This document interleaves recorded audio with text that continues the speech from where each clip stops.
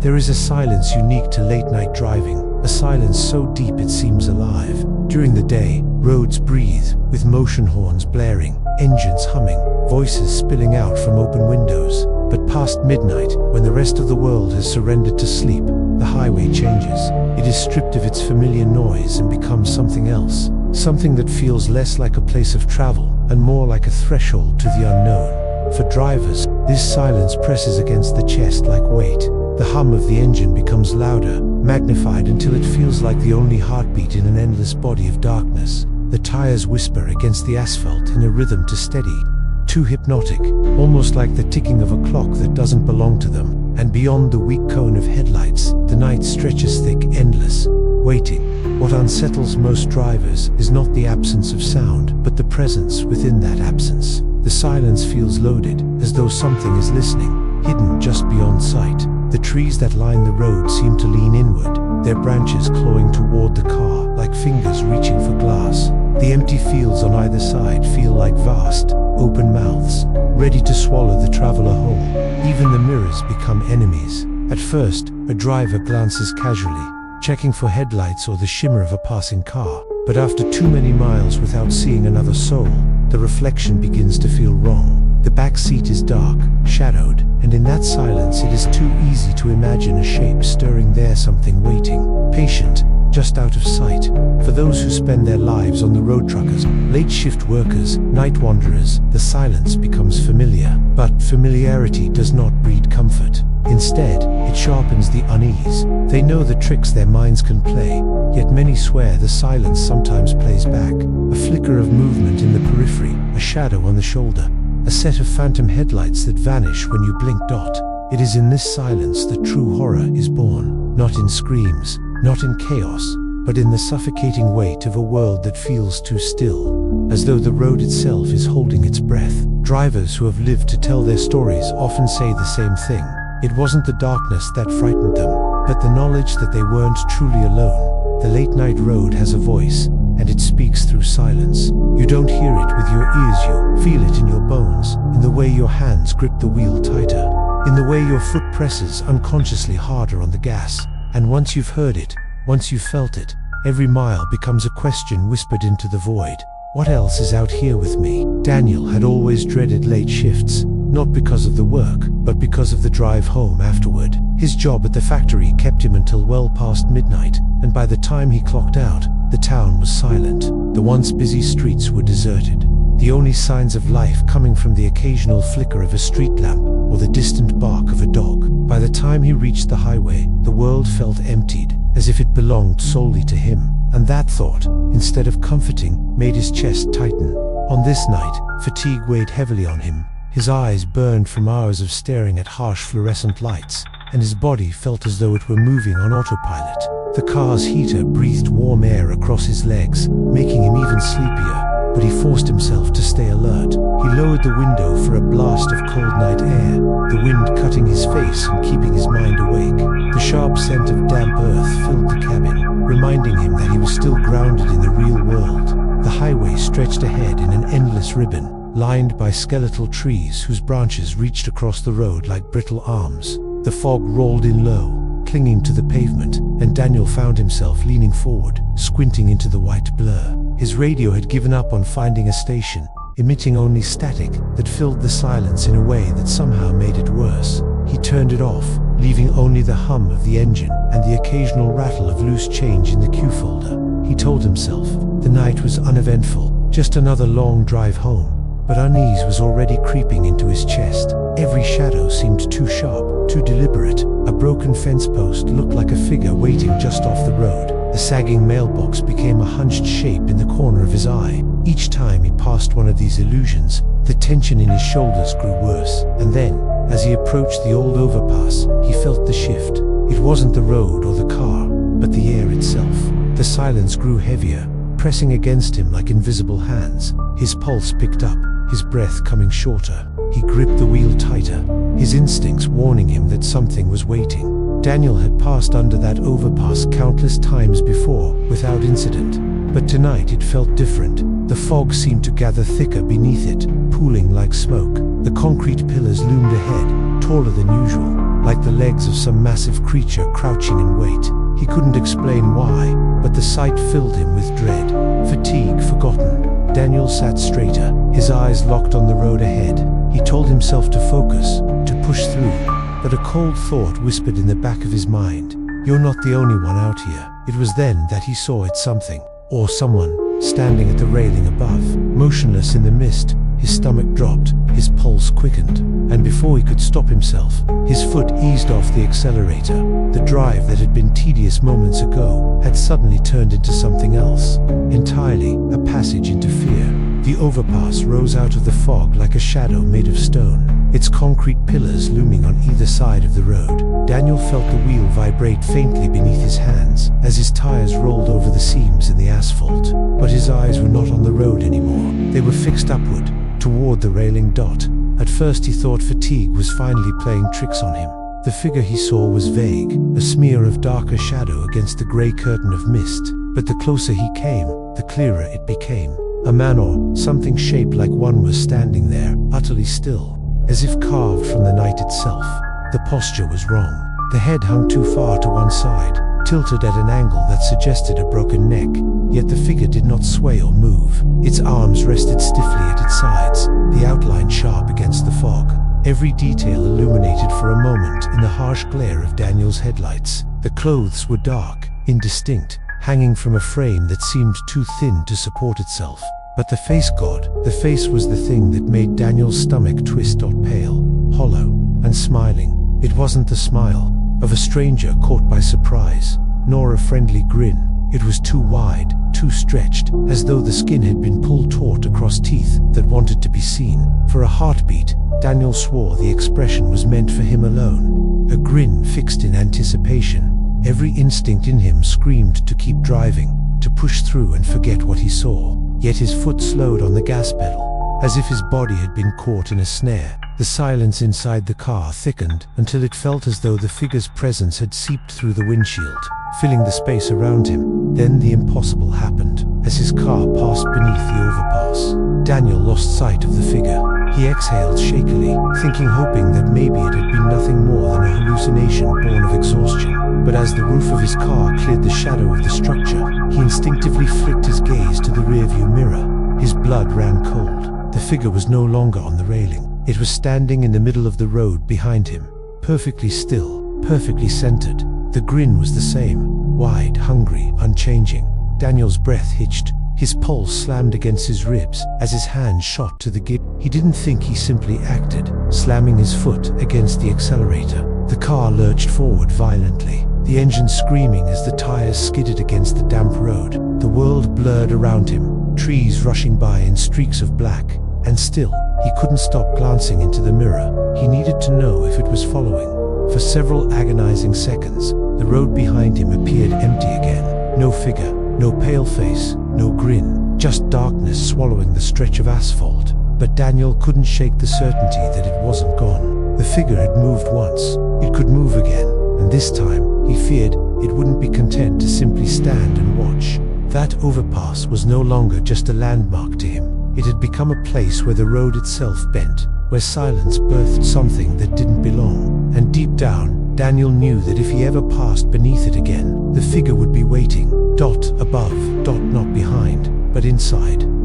The instant Daniel saw the figure behind him in the mirror, survival instincts took control. His foot crushed the accelerator so hard the pedal rattled against the floor. The engine roared, protesting the sudden burst of speed, and the car shot forward into the night. His tires screamed against the wet asphalt, spitting mist into the air as the vehicle fishtailed for a heartbeat before correcting itself. Every nerve in his body burned with terror. His hands locked tight around the steering wheel, slick with sweat, but he couldn't loosen his grip. His breath came in ragged bursts, shallow and fast, as though the air inside the car had grown thinner. He wanted to scream, to release the pressure building in his chest, but the sound died in his throat. All he could do was keep driving, faster, faster, faster. But no matter how hard he pressed the gas, the thought followed him like a shadow. What if it was still there? He had seen it vanish once already, from the overpass to the middle of the road behind him.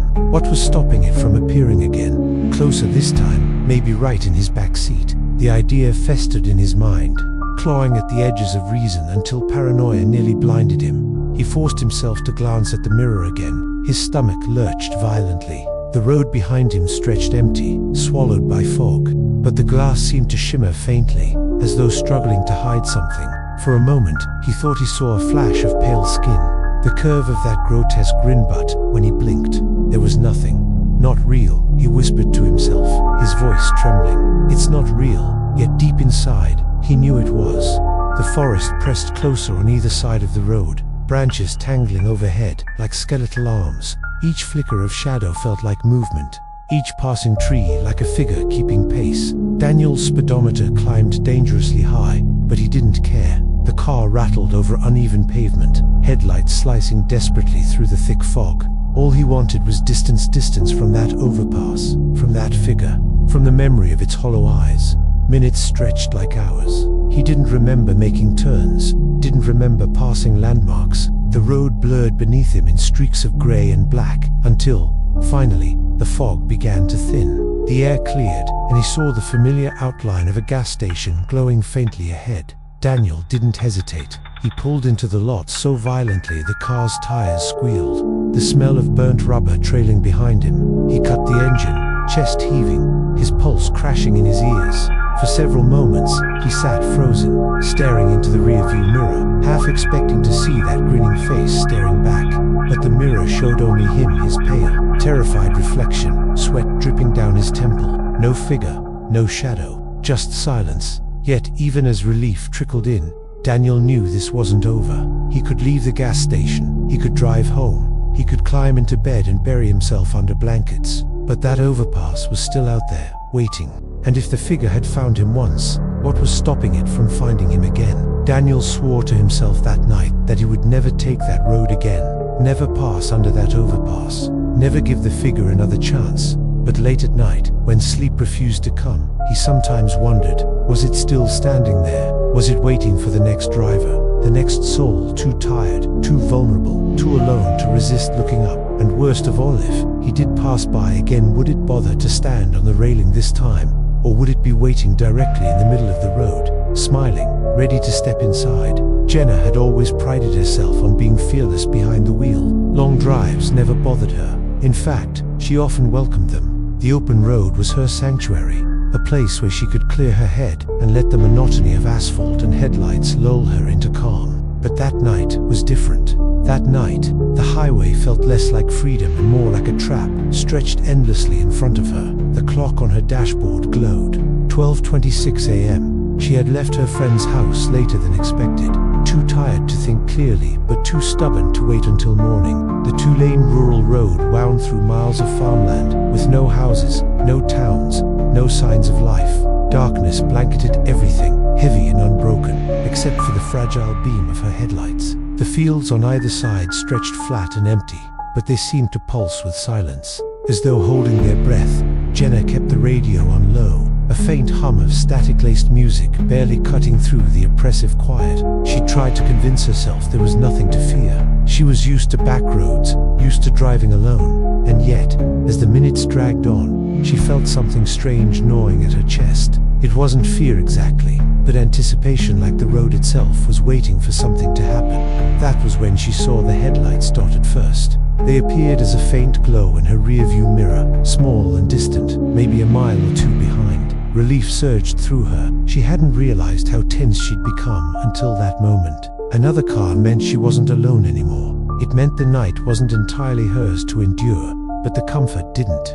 Last, the glow grew brighter as the vehicle gained on her. She expected it to pass, as most cars did on that lonely road. But when the lights reached her bumper, they stayed there. The car didn't overtake her, didn't fall back. It just hovered in her rearview mirror, too close for comfort. Its beams glaring so bright she had to angle her mirror down. Jenna frowned, her relief dissolving into unease. "All right, buddy," she muttered under her breath. "Go around." She tapped the brakes lightly, hoping to signal the driver to pass. Instead, the other car slowed with her, maintaining the exact same distance. Her chest tightened. She pressed the gas again, speeding up to 80, then 90. The headlights followed, unwavering, locked onto her, as though tethered by an invisible chain. The road stretched on endlessly, and the fields on either side blurred into meaningless black. The silence inside her car deepened until she could hear her own breathing, fast, shallow, ragged.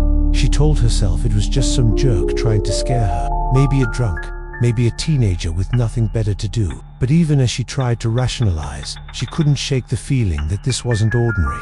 The car's movements weren't random, they were deliberate, intentional, calculated. Jenna's palms slicked with sweat as her grip tightened on the wheel. The back of her neck prickled, as though the headlights weren't just lights but a pair of eyes, watching her every move. She fought the urge to look back, but her gaze betrayed her. In the mirror, the car's outlines seemed too dark, too sharp, almost unreal. The beams cut so cleanly through the night that everything beyond them looked erased, like the road didn't exist unless the car illuminated it. Her stomach twisted with a realization that chilled her blood. It wasn't just following her, it was waiting. The minutes dragged on, each one stretched tighter than the last. Jenna's pulse hammered in her ears as the black car clung to her bumper with surgical precision. It wasn't the erratic behavior of a reckless driver, nor the playful taunting of someone messing with her. No, this was controlled, patient, almost predatory. She tried everything she could think of to break the pattern. She pressed harder on the gas, pushing her sedan to speeds she'd never dared on that lonely stretch. For a moment, the headlights shrank in her mirror, and hope surged in her chest. But then, like clockwork, they grew again, closing the gap until they were glaring through her rear window, blinding her with white light. She slowed to a crawl, her hazard lights flashing, practically begging the driver to pass. Instead, the car slowed with her, its headlights unwavering, its presence suffocating. Panic tightened around her ribs. Her breath grew shallow, her fingers aching as she clutched the steering wheel hard enough to leave dents in the leather. It was as if the car behind her wasn't just following, but studying, learning her movements, feeding on her fear. Finally, in a moment of desperate courage, Jenna jerked her wheel to the right and pulled onto the shoulder. Gravel crunched beneath her tires as she braked sharply, her hazard lights pulsing like frantic heartbeats. She leaned forward, squinting through the windshield, waiting for the black car to zoom past and disappear into the night. It didn't. It slowed. It crawled past her, the headlights sweeping across her face like a spotlight. Jenna's chest locked, every muscle in her body taut with dread. Her eyes locked on the driver's side window, ready to catch a glimpse of the man who had tormented her for the past half hour. But there was no one. The seat was empty. The wheel turned smoothly, guiding the car in a perfect line down the road, but no hands gripped it.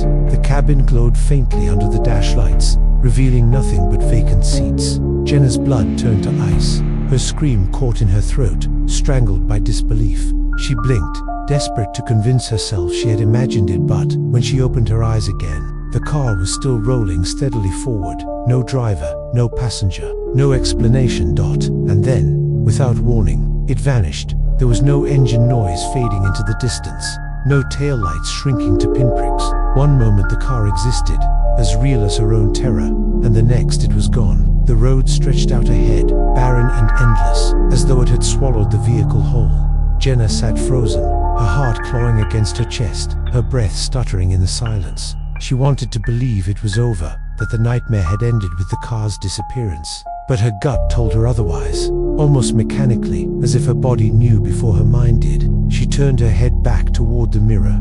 Her heart stopped. The headlights were there again, closer this time. The sight of those headlights reappearing behind her shattered every shred of reason Jenna had left. Her chest heaved violently, breath coming in shallow gasps that fogged the windshield. Her hands shook so badly on the wheel, she thought she might lose her grip, but she forced herself to steady it. She couldn't afford weakness now. Whatever was back there, whatever had chosen hurt, wasn't done. She slammed her foot on the gas, the tires screaming against the gravel shoulder before biting back onto the asphalt. The car lurched forward, engine howling as she pushed it harder than she ever had before. The speedometer climbed, 70, 80, 90. The world outside blurred into streaks of black, but no matter how fast she went, the headlights followed. They clung to her, steady, unwavering, impossibly close. Her mind raced in frantic circles. There had to be a town up ahead, a truck stop, a diner, anything. If she could just find another person, another witness, maybe she'd be safe. But the road seemed endless, stretching on like a black ribbon into nothing. The fields, the trees, the fog, They all looked the same, repeating endlessly, as if she were driving through a loop. The pressure in her chest grew unbearable. She wanted to cry, but her fear was too sharp, too jagged for tears. Instead, it came out in broken gasps and whispered, "Please, please, please, just stop. Leave me alone." Her voice cracked, sounding small and foreign inside the car. Then the lights shifted. For the first time, the black car didn't just follow. It swerved suddenly, its headlights sliding across her rear window, as if it were preparing to overtake. Jenna's heart leaped into her throat. She braced herself, gripping the wheel until her nails dug into her palms, waiting for the vehicle to pull alongside, but it didn't.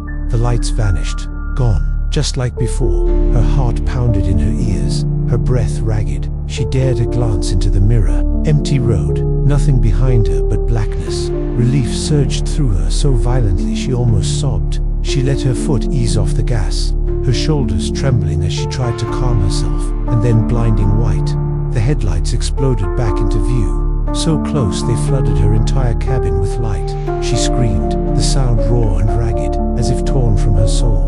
The beams seared into her vision, burning the outline of the black car into her mind, even as tears welled in her eyes. She couldn't see the road anymore, couldn't see anything but that light pressing into her dot. It was too much. Something inside her broke. Logic, reason, hope, none of it mattered anymore. All that remained was primal terror, the kind that strips a person down to raw instinct. She stomped the accelerator again, driving blindly into the night, her body trembling so violently the wheel shook with her. The headlights stayed with her for what felt like forever, until suddenly, without warning, they flickered and died, plunging the road back into darkness. Jenna didn't stop driving until she saw the glow of a town on the horizon. She didn't remember the details of how she got there, only the wild blur of speed and the crushing silence when the lights finally disappeared.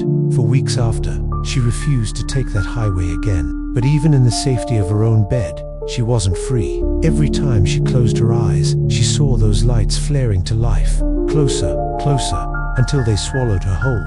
And deep down, she knew the truth. The car wasn't gone.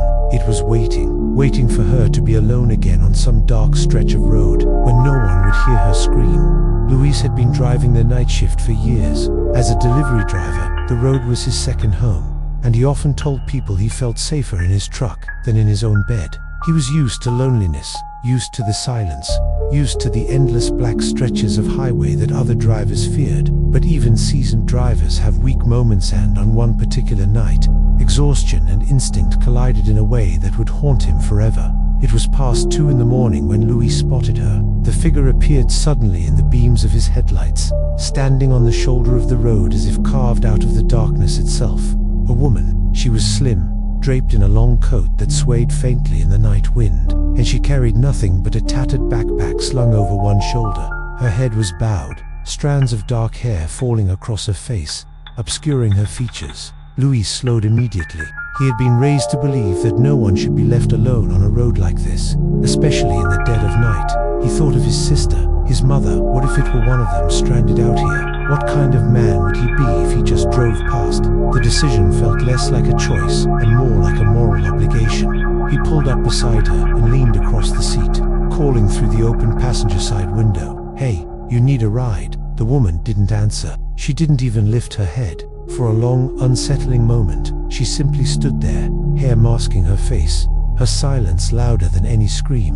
Luis cleared his throat, unease prickling along the back of his neck. "It's dangerous out here," he added, his voice tight. "I can take you to the next town." Still nothing. And then, without a sound, she moved. Slowly, mechanically, she pulled open the passenger door and climbed inside. The truck shifted under her weight, the air turning colder the instant she sat down. Luis forced a smile, trying to mask the chill crawling across his skin. "All right then," he muttered, shifting gears. "We'll get you somewhere safe." For several miles, the silence persisted. Luis tried to start small talk, asking where she was headed, if she needed to call someone, but she never replied. She didn't even shift in her seat. Her head remained lowered, hair hanging like a curtain, her hands resting limply in her lap. The longer he drove, the heavier the air became. It wasn't just awkward silence, it was suffocating, pressing down on him until his throat felt tight. The faint smell of damp earth began to fill the cab, mingling with the metallic temps of rust, as though she had brought the scent of a grave with her.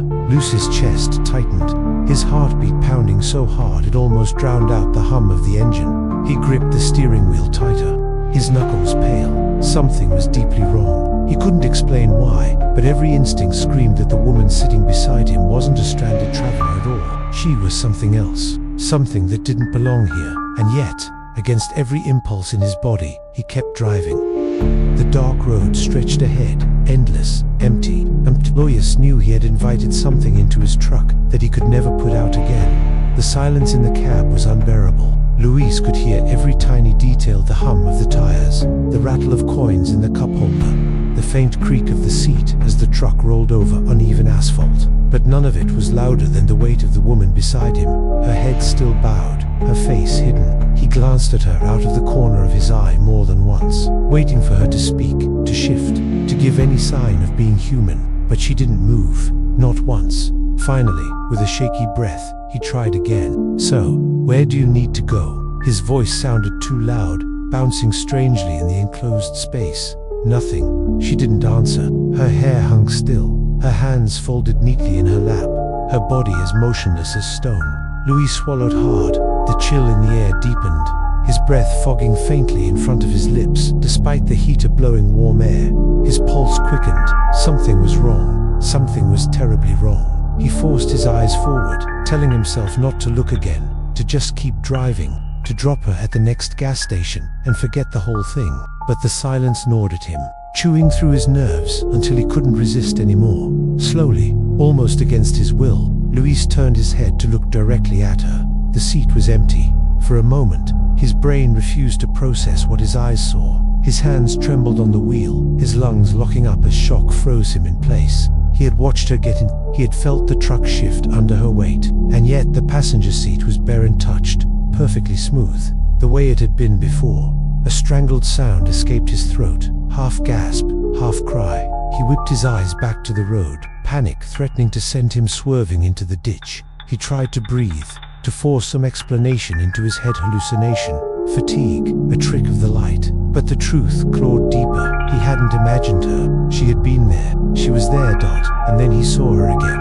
Not in the seat beside him, not outside the truck, in the windshield, her reflection hovered above his own. Faint at first, as though the glass itself held onto her image. Her hair lifted slightly, as if stirred by a breeze that didn't exist. And then, slowly, deliberately, she raised her head. Lucy's stomach turned to ice. Her face was pale, impossibly pale, her features blurred except for her mouth. Her lips stretched wide into a grin, far too wide, splitting her face in a grotesque smile that revealed teeth jagged and endless. Her eyes, if they were eyes at all, were black voids that sucked in the faint light of the dashboard. Lucy's scream tore out of him, raw and desperate, echoing in the cab as he slammed his foot on the brake. The truck skidded violently, tires screeching as the vehicle swerved across the empty road. He wrestled with the wheel, barely managing to keep it from flipping into the ditch. His chest heaved, lungs burning as panic coursed through his veins. When the truck screeched to a stop, Louis sat frozen, his body trembling violently. His eyes darted to the windshield, thought the reflection was gone. He whipped his head toward the passenger seat, empty.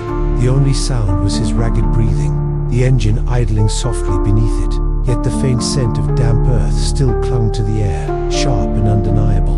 Louise knew then that she hadn't left. She had never been a passenger in the first place. She was part of the road, part of the silence, part of the thing that followed drivers who were foolish or kind enough to stop. And he understood something even more chilling. She wasn't done with him. Roads are not just strips of asphalt laid over the earth. They are corridors of memory, veins that carry not only cars and travelers, but also the remnants of everything that has ever happened along them. Every mile bears witness to accidents that never made the news, disappearances that were never solved, and strange encounters whispered only in late-night conversations. And like any witness, the road remembers. For Daniel, that memory took the shape of a figure by the overpass, something pale and grinning, waiting in the mist. It didn't chase him with footsteps, didn't shout or scream. It didn't have to. The road itself bent to let it appear, shifting from above to behind, reminding him that fear doesn't always come from what is seen, but from what can move unseen. He escaped that night, but the overpass still waits, and Daniel knows it will remember him if he ever dares to return. For Jenna, the memory came as headlights that belonged to no one. A car with no driver, a pursuer with no purpose but to terrify and consume. The road stretched endlessly for her, as though it wanted to trap her inside its loop until she broke. And in the end, when the headlights flared into existence, just inches from her bumper, she did break. She reached the safety of the next town, but every time she drives, she looks into her mirrors, half expecting those lights to be there again. And for Louise, kindness became his undoing. He let a stranger into his truck, believing he was helping, only to discover that she wasn't a person at all. She was the embodiment of something old, something patient, something bound to the silence of the highway. Her reflection in the windshield, her grin too wide for a human face, was not just a momentary nightmare, it was a signature, proof that he had joined the ranks of those the road has marked. These are not just stories, they are warnings, because the truth is that the road at night is never truly empty. The silence you hear is not absence but presence, thick with things that move between shadows, things that feed on exhaustion and fear. The longer you drive, the more the road remembers you. It collects your breath, your panic, your whispered prayers, and stores them like fuel for whatever lingers in its cracks. So when you find yourself alone, headlights slicing into the dark, remember this: the road is watching. The mirrors are not to be trusted. The silence is not your friend. And if you see something or someone that shouldn't be there, keep driving. Don't slow, don't stop, because once the road remembers you, it never forgets.